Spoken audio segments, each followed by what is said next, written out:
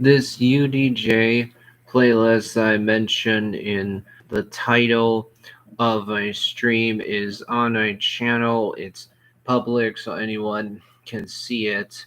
Just a few days ago, I created a description for this playlist. In that description, I said that I have included in my playlist certain dance songs or songs that I call dance songs. This is something I want to address because in reality, dance is not actually a genre. And so I want to address the question of how do I personally define what a dance song is? Well, what I mean by that is songs that involve moving the body. So you got songs like Cha Cha Slide, Cupid Shuffle, Footloose, Cotton Eye Joe, Good Time at Alan Jackson, or Achy Breaky Heart. These are all line dance songs, meaning that they all have a specific dance that is associated with them. Now, in this regard, I do want to mention that technically, Twist and Shout from the Beatles as well as YMCA are actually both line dance songs, but I don't mention either of them in my description. That's because I personally just don't look at those songs as being line dance songs, even though they really are. In my description, I also mention Gangnam Style. I call that a dance song because if you watch the music video for that song, there's dancing. Also, I mentioned Shake Your Groove Thing from Peaches and the Herbs. The reason why I call that a dance song is because the title Shake Your Groove Thing basically means shake your body. And in my description, I also mention Boogie Wonderland as well as Let's Groove from Earth, Wind, and Fire. When it comes to Let's Groove, this song is actually played at the end of Night at the Museum Secret of the Tomb. And in that scene, the characters are dancing. And the word groove really does refer to moving your body. And also, when it comes to the song Boogie Wonderland, some of the lyrics include Let's dance, Boogie Wonderland. That's an example of why I call Boogie Wonderland a dance song. Also, when it comes to which movies I have included songs from in this playlist, well, I've included songs from Disney movies, like, for example, Beauty and the Beast, Lion King, Jungle Book, Moana, Tangled, the two Frozen movies. Those would be, I'm pretty sure, all the Disney songs, Disney movies that I've included songs from in this playlist. And then when it comes to Pixar movies, I've included songs from the Toy Story movies, Coco, along with,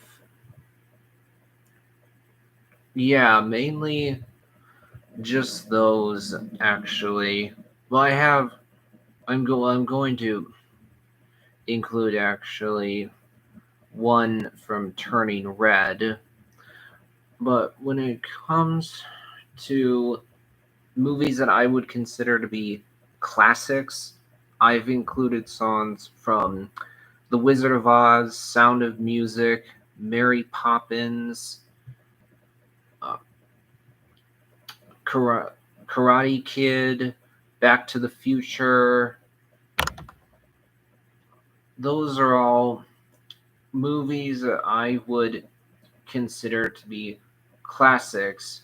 But then when it comes to The Sound of Music, that movie also is absolutely a musical.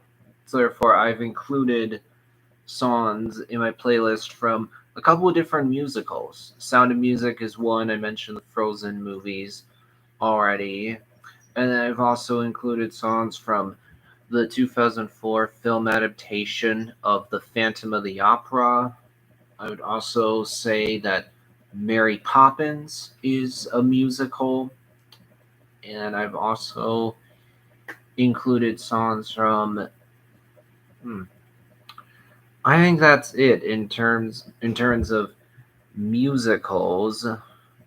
But actually, when it comes to Pixar movies, I forgot about this earlier, but I actually have included the song "Try Everything" from Shakira, which is played in Zootopia. Oh, that's actually a Disney movie. It's not a Pixar movie. And I've also included songs from. I've included songs from the Muppet movie, the Muppet Christmas Carol. I've also included songs from the two real movies, which are not made by Disney, Pixar, or DreamWorks. Rather, those films are made by Blue Sky Studios. Did I mention Pocahontas earlier? I don't think I did. But I've also included songs from Pocahontas as well. Actually, when it comes to the song Colors of the Wind from Pocahontas, that song is actually nostalgic for me because I sang that song for high school choir. And then let's see, what other movies have included songs from? I've also included songs from Sister Act, The Prince of Egypt. Um, that film was made by. I don't remember what animation studio made The Prince of Egypt. But it actually included songs from Sister Act as well as, well, one song from Sister Act 2, Bad Habits. Then I've also included songs from Beauty and the Beast, The Enchanted Christmas, as well as Lion King 2, Simba's Pride. That film is a direct-to-video sequel to the original, while Beauty and the Beast and the Enchanted Christmas takes place during the events of Beauty and the Beast. Then I've also included one song from Sonic 2. Actually, specifically, I've included a scene from that movie where the song Uptown Fuck by Bruno Mars is played. And I've also included some songs from Scooby-Doo, like for example the main theme from Scooby-Doo Where Are You, the one that's played before every episode begins, as well as the main theme from What's New, Scooby-Doo, and then I've included It's Terror Time Again from Scooby-Doo on Zombie Island, as well as Earth, Wind, Fire, and Air, done by the Hex Girls from Scooby-Doo and the Witch's Ghost. Yeah, I've also included songs from the Free High School Musical movies, as well as I can't think of any others at the moment, but there is something I do want to address here, which is that I'm well aware of the fact that the visual quality is not the best because it's a bit hard to see me. The lighting, frankly, isn't great. And for anyone who may end up watching this stream, I apologize for the poor visual quality. I just don't have studio equipment to have better lighting, so that's why it's a bit dark, making it a little bit hard to see me. But going back to my playlist, and it comes to country songs, I mentioned in the description for a UDJ playlist that I have included songs from Garth Brooks. I also have included the song Fancy from Reba McEntire, as well as Rednecked Woman from Gretchen Wilson. The UDJ playlist is a playlist I'm still updating. I'm not completely finished yet, though I'm not at this point adding a huge amount of new songs either. Also, something else I want to address in this stream is that I do play the mobile game Star Wars Galaxy of Heroes, though I actually only play that game casually. I'm not very competitive in Galaxy of Heroes. I don't spend a lot of time playing the game, and I think that's one of the major reasons that I actually still enjoy the game, because frankly, I don't think that the game is actually in a good place. And so right now, I think one of the best ways to really enjoy the game is just to play it casually and not get too invested into it, because if you really dig in if you really dig into it, it can get very complicated. I actually derive a lot of my enjoyment from the community surrounding the game, more so than the game itself. I really enjoy watching videos or streams about the game, more so than playing the game itself. Also, when it comes to the MCU, I am definitely a fan. I've seen all of the MCU movies. I actually watched Captain Marvel for the first time just a couple of days ago. That one, along with For the Dark World, Avengers Age of Ultron, are all films that I consider to be just okay, just average, mediocre, generic. They're films I haven't watched in a long time, and frankly, I don't have a desire to rewatch them. I think Iron Man 2 is the only bad film in this franchise, which is very impressive considering how many films there have been now. There's been about 26 films released, and I think only one of them is outright bad. There are a couple of others I think are just okay, but aside from those films, I think all the others are good to great. I've watched all the Disney Plus series. I've been enjoying them for the most part, though I definitely enjoy some more than others. I would say I enjoy What If, Loki, and Moon Knight more so than some of the other Disney Plus series. I have watched Agents of S.H.I.E.L.D. before. It's really always made me feel sad that Agents of S.H.I.E.L.D. by a certain point was just blatantly not canon with the rest of the franchise anymore. By a certain point, it just went off in its own direction and stopped being connected to the MCU as a whole. That always bummed me out, because I think for that reason it's very underrated. I think a good amount of people haven't given the show a chance because of the fact that by a certain point it stopped being connected to the rest of the franchise. I think that seasons 4 and 5 in particular are fantastic. I like season 6. I thought season 7 is actually a great finale to the show.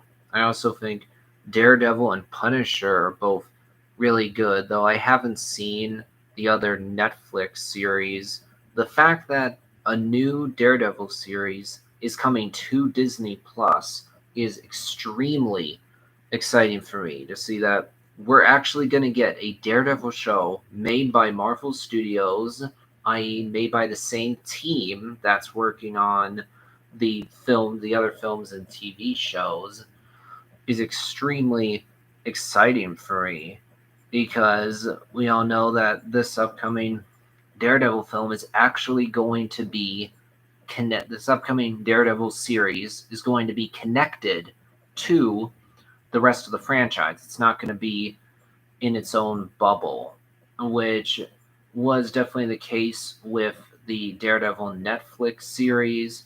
While this show does include some subtle references to the rest of the franchise, because Daredevil never showed up in any of the other films or TV shows, and the other films and TV shows never mentioned the Daredevil Netflix series. They refused to acknowledge that that Netflix show even existed.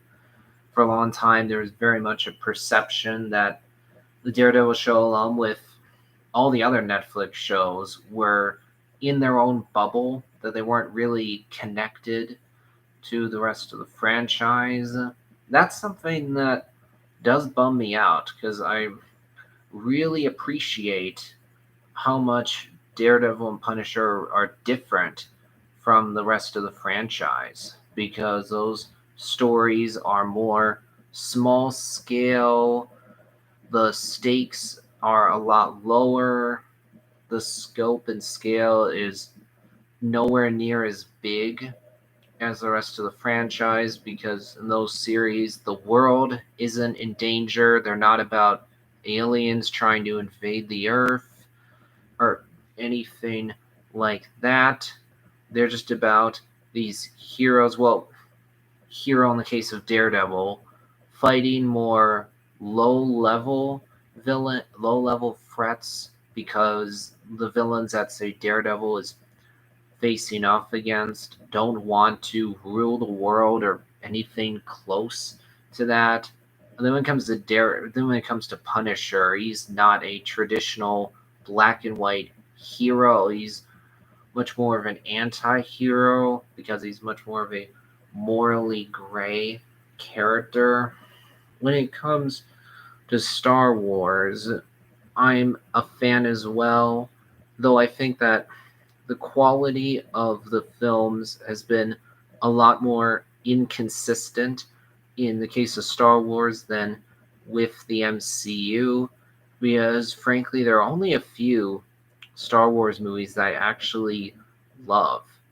I think that A New Hope, Empire Strikes Back, and Rogue One are great.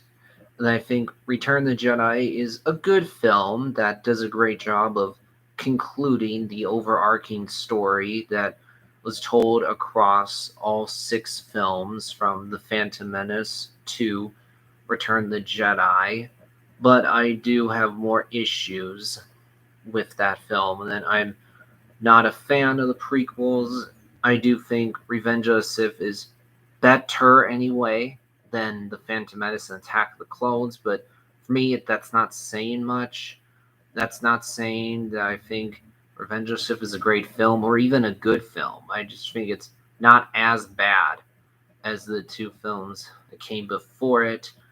I'm not a fan of any of the movies in the sequel trilogy, and it still astonishes me that Disney did not have any kind of plan at all for the sequel trilogy, and that the 3 movies really do come off as a tug of war between J.J. Abrams and Rian Johnson, because it's so obvious that the 2 were not at all on the same page, and so a lot of The Rise of Skywalker feels like a retcon of The Last Jedi. Then The Last Jedi feels like it's taking all the things The Force Awakens set up and just throwing it in the trash.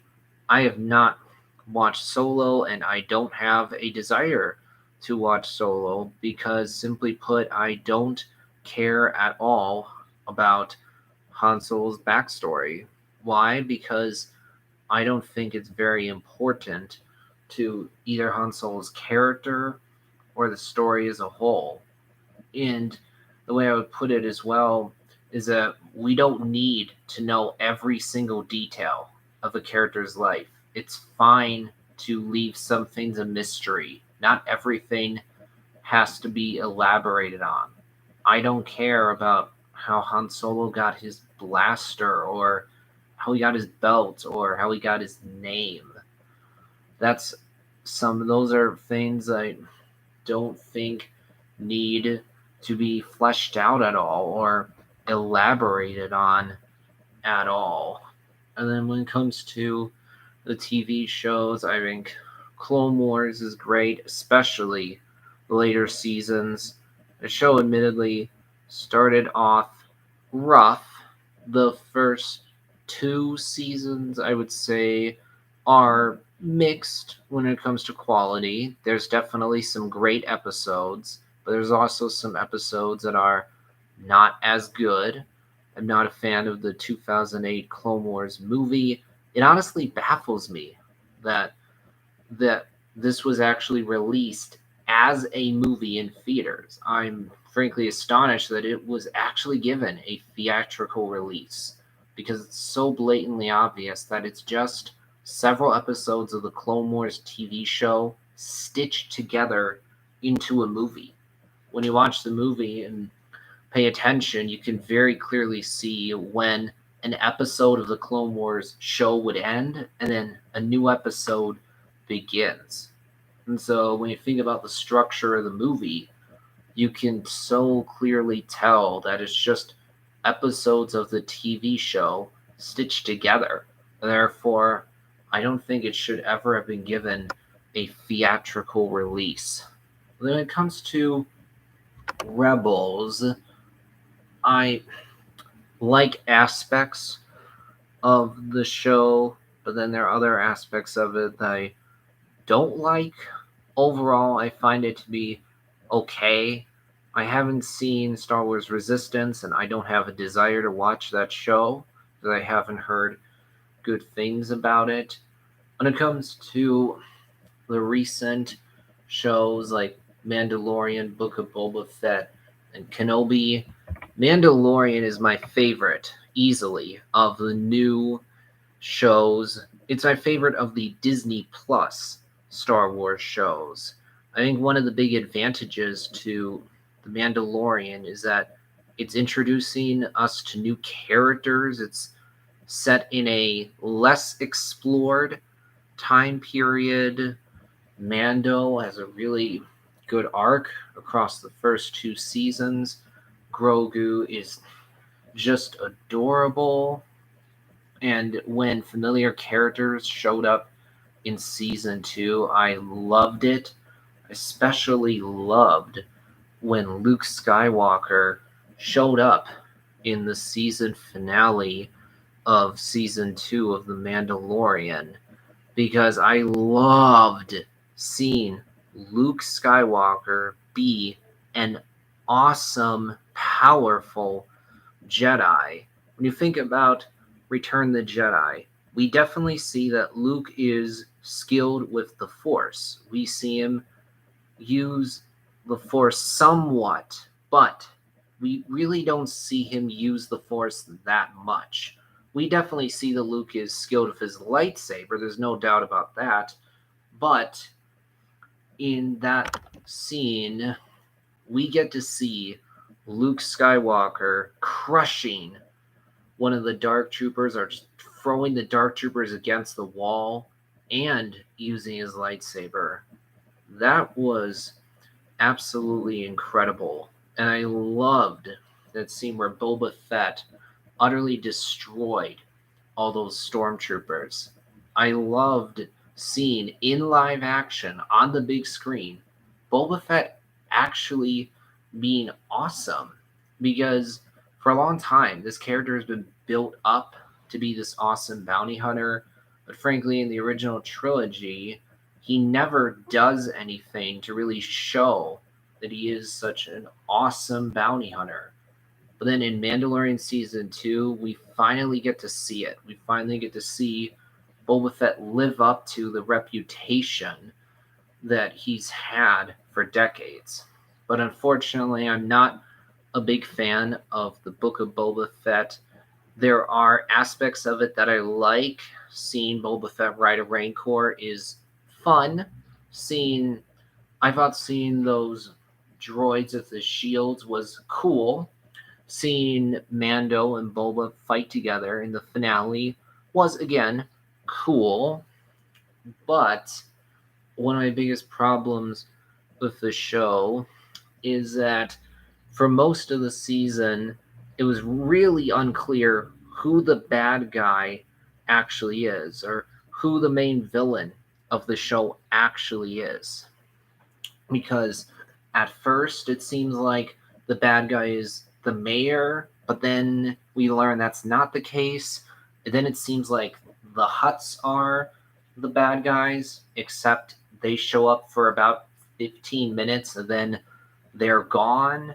And then finally we learn for sure, okay, the Pike Syndicate are the bad guys, but I don't feel, but I never felt like the Pike Syndicate was a serious threat that urgently needed to be defeated until the ending of episode 5, where they blow up that cantina.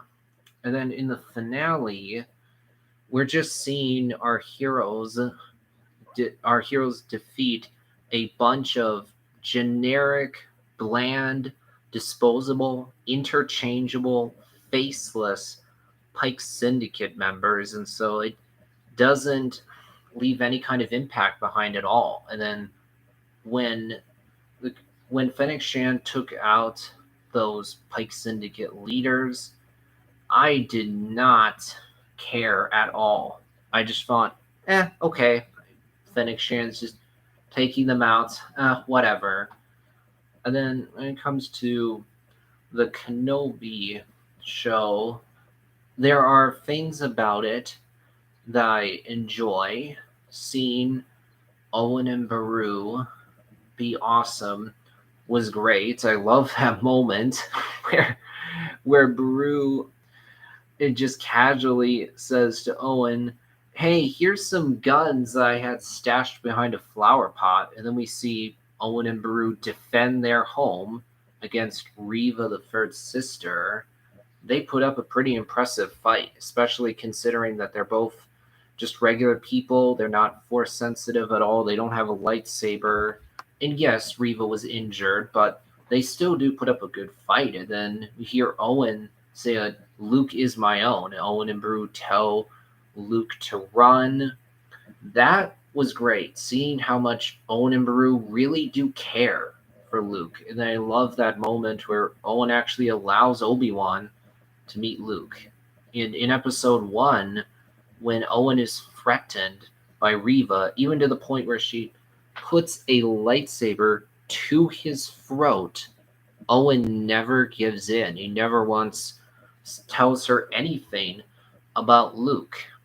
And then when he says to Obi-Wan, I didn't do it for you, we realize that he was doing it for Luke. That shows that Uncle Owen is brave, because he never gave in to intimidation. And also, that line where Uncle Owen says, like how you trained his father, I love that because of the amount of Sassy Owen memes that came as a result of that one line. I've gotten a lot of entertainment out of those memes. But I really love seeing Owen and Beru actually showing that they do love Luke, because when you think about A New Hope, Owen and Beru are not developed much at all, and we don't get to see much of Owen and Beru having a good relationship with Luke. Yeah, don't get me wrong, it doesn't seem like there's any kind of ill will between Beru and Luke specifically, but certainly when it comes to Owen and Luke, Luke is resentful of Owen and Beru, but really Owen more so in that film because he wants to get off the farm. He feels obligated to help his aunt and uncle on the farm, but he's not happy with that. He wants to go off to the academy and join his friends. And Owen's purpose in that movie is just to be an obstacle for Luke. His purpose is just to stand in the way of Luke escaping from the farm. Therefore, Owen, especially, is really a pretty one dimensional character in that movie. But books and comics, after the fact, have done a really good job of fleshing out Owen and Beru much more than A New Hope does. And then I like that we get to finally see that on the big screen in the Kenobi show. But one of my biggest problems with the Kenobi show by far is the moment where Obi-Wan just allows Darth Vader to live. Darth Vader's helmet gets slashed off by Obi-Wan, thus Darth Vader was in a vulnerable position, especially considering that Obi-Wan also hit Vader's chest plate. So I am very confident that if Obi-Wan tried to kill Vader, he probably could have done so. Now, when Obi-Wan leaves Anakin to die in Revenge of the Sith, it's pretty messed up. But there is at least some reason why Obi-Wan didn't kill Anakin right then and there. Because Obi-Wan still felt a connection to Anakin. At that point, Obi-Wan knew about what Anakin had done, but when Obi-Wan looked at Anakin, he still saw his former friend and in many ways brother.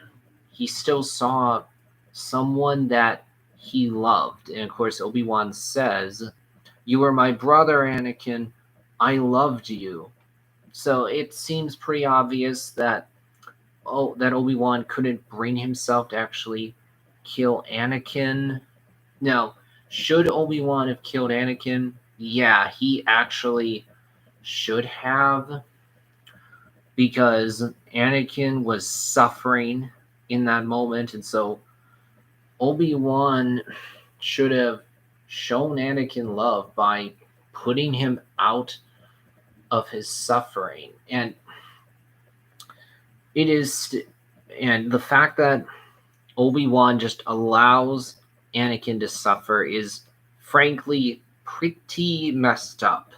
It's pretty messed up that Obi-Wan cuts off Anakin's limbs and then watches as Anakin burns alive, watches as someone who was once his friend and brother is screaming in utter agony, is enduring excruciating pain. But yet, Obi-Wan just stands by and does nothing. He leaves Anakin for dead and allows him to suffer.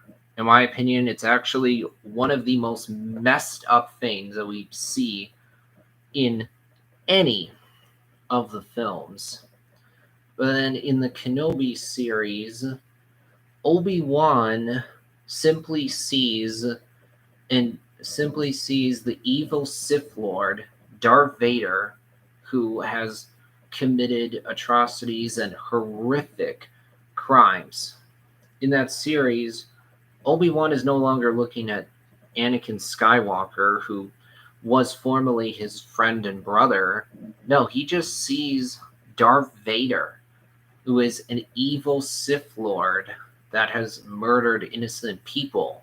In fact, in the Kenobi series itself, specifically in Episode 3, when Darth Vader is trying to lure Obi-Wan out because he wants to confront Obi-Wan, Obi-Wan watches Darth Vader snap a child's neck, which is really, really bad. He watches Vader murder innocent people just for the sake of luring Obi-Wan out. Therefore, Obi-Wan should not have hesitated in doing what he must. Doing what he must would have meant killing Darth Vader right then and there to prevent Darth Vader from slaughtering more innocent people, to prevent him from, frankly, murdering more innocent men, women, and children, which Obi-Wan saw Darth Vader has no problem doing. In fact, it is comical, in my opinion, that Obi-Wan once again says, I will do what I must, and yet he fails to actually do what he must, which would have been to kill Darth Vader right then and there, to prevent him from terrorizing the galaxy even more as he had for years at that point. In fact, we go back to Revenge of the Sith. Obi-Wan watches the security hologram that shows Anakin killing Jedi, and when Obi-Wan and Yoda go into the Jedi Temple after Order 66 has occurred, when they see the bodies of the younglings, because of what Yoda says, Obi-Wan realizes that Anakin murdered those younglings, or basically children. And then when Obi-Wan talks to Padme, he flat out says, I saw a security hologram of him killing younglings. And yet, despite all that, despite everything Obi-Wan knows that Darth Vader has done, Obi-Wan just allows him to live. I know that some people think that it would have been wrong somehow for Obi-Wan to murder this evil Sith Lord right then and there, because Obi-Wan is a Jedi, and I guess Jedi aren't supposed to murder people, but I absolutely disagree with that. I think it would absolutely have been right for Obi-Wan to kill Darth Vader right then and there to prevent him from murdering more innocent men, women, and children. Now, what I do want to address is this. From an out-of-universe perspective, we as the audience know that Darth Vader can't die in the Kenobi series, because the Kenobi series is set before A New Hope, and Darth Vader is in all three movies of the original trilogy. So we as the audience watching the Kenobi series know that Darth Vader literally can't die.